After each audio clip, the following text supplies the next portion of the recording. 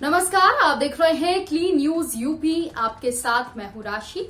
आइए देखते हैं उत्तर प्रदेश की आज की कुछ बड़ी खबरें। उत्तर प्रदेश की तमाम खबरों की अपडेट्स के लिए इस वीडियो को अंत तक जरूर देखें। योगी कैबिनेट की बैठक आज, नई औद्योगिक निवेश नीति को मिल सकती है हरी झंडी। मुख्यमंत्री योगी आदित्यनाथ की अध्यक्षता में आज लोक भवन में प्रदेश सरकार की कैबिनेट बैठक होगी। इस बैठक में करीब 35 प्रस्तावों को लेकर चर्चा होगी। इस दौरान सूबे की नई औद्योगिक निवेश नीति को हरी झंडी मिल सकती है। राजधानी लखनऊ में अगले साल होने वाली यूपी ग्लोबल इन्वेस्टर्स समिट के मद्देनजर इस नीति को तैयार किया जा रहा है। प्रदेश सरकार को इसके जरिए सूबे में बड़े पैमाने पर निवेश की उम्मीद है। सरकार का दावा है कि इससे राज्य के आर्थिक विकास में तेजी आएगी। अति पिछड़ी जातियों के लिए योगी सरकार करने जा रही बड़ा काम। उत्तर प्रदेश की अति पिछड़ी जातियों को केंद्र व राज्य सरकार की योजनाओं का सटीक लाभ मिल सके, लिहाजा राज्य सरकार ने एक बड़ी कार्य योजना तैयार की है। सरकार उत्तर प्रदेश में मुसहर, सहरिया, वनटांगिया और विमुक्त घुमंतू समुदाय के लिए न सिर्फ आवास की सुविधा मिलेगी, बल्कि सरकार उनके रोजगार के लिए प्रयास करेगी। उनकी शिक्षा व व्यावसायिक प्रशिक्षण, मूलभूत सुविधाओं का भी सरकार की ओर से प्रयास किया जाएगा। हर तरह की सुविधा दिए जाने के निर्देश इन समुदाय के लिए मुख्यमंत्री योगी आदित्यनाथ ने बीते दिनों विभागीय अधिकारियों को दिए हैं। माफिया अपराधियों के खिलाफ एक्शन में योगी सरकार।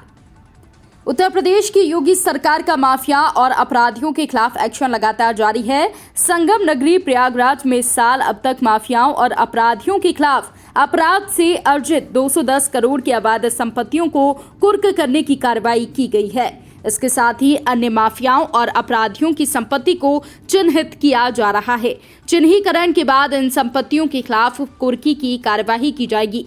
एसएसपी के मुताबिक इस साल बीते 4 महीने में अकेले बाहुबली पूर्व सांसद अतीक अहमद की अपराध से अर्जित 160 करोड़ की संपत्ति को कुर्क किया गया है। बीसीआई ने यूपी बार काउंसिल के प्रैक्टिस सर्टिफिकेट जारी करने पर लगाई रोक।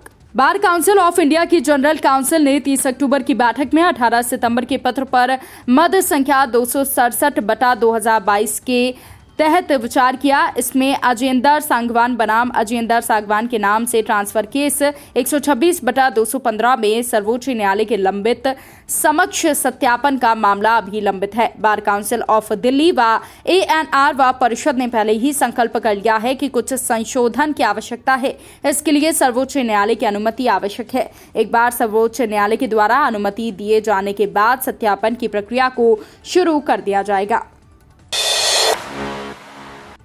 और भी जहरीली हुई नोएडा गाजियाबाद की हवा।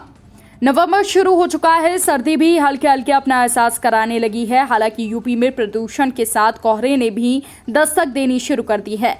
प्रदूषण से दिवाली के 10 दिन बाद भी कोई राहत नहीं दिख रही है। बता दें कि दिवाली के बाद प्रदूषण ने यूपी के कई शहरों को अपनी गिरफ्त में ले रखा है। सुबह और शाम ज्यादातर शहरों में प्रदूषण का स्तर लगातार बढ़ रहा है। हालांकि सबसे ज्यादा प्रदूषण नोएडा, गाजियाबाद, कानपुर को प्रभावित किया है। गुरुवार सुबह लखनऊ का वायु गुणवत्ता सूचकांक 278 दर्ज हुआ, तो वहीं गाजियाबाद की हवा में लगातार जहर घुलता जा रहा है।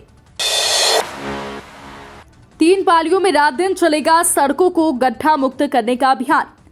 लोक निर्माण मंत्री जितिन प्रसाद ने सड़कों को गड्ढा मुक्त करने का अभियान 3 पालियों में रात दिन संचालित करने का निर्देश दिया है। अभियान की दिन प्रतिदिन की प्रगति की निगरानी के लिए लोक निर्माण मुख्यालय में कंट्रोल रूम भी स्थापित किया गया है। सड़कों के गड्ढा मुक्ति अभियान में सुस्ती को लेकर लोक निर्माण विभाग मंत्री की ओर से विभाग के अधिकारियों के पेच कसने का असर दिखने लगा है। मंत्री की अपेक्षा के अनुसार क्षतिग्रस्त सड़कों की मरम्मत की रिपोर्ट तैयार कर उन्हें भेजी जाने लगी है। रिपोर्ट के अनुसार प्रदेश में कुल 59,572.4 किलोमीटर की लंबाई में पेच मरम्मत की लक्ष्य के सापेक्ष 26,000 से ज्यादा किलोमीटर की लंबाई में काम हो गया था। यूपी के क्षेत्र में आज बंद रहेंगे सभी स्कूल कॉलेज। यूपी के लखीमपुर खीरी के गोला गोकर्ण नाथ में आज यानी गुरुवार को क्षेत्र के सभी स्कूल कॉलेज बंद रहेंगे। इसको लेकर डीएम ने आदेश पहले ही जारी कर दिए हैं। दरअसल गोला गोकर्ण नाथ विधानसभा में उपचुनाव हो रहे हैं। गोला विधानसभा के विधायक अरविंद गिरी के निधन के बाद ये सीट खाली हुई थी। इसके बाद से ही इस सीट पर मतदान करने का फैसला लिया गया था। गुरुवार सुबह से ही वोटिंग शुरू हो गई है। बूथों पर लोग पहुंचने लगे हैं और मतदान ने रफ्तार पकड़ ली है। लखनऊ की 5 लाख आबादी को जाम से राहत, BBAU ओवरब्रिज तैयार।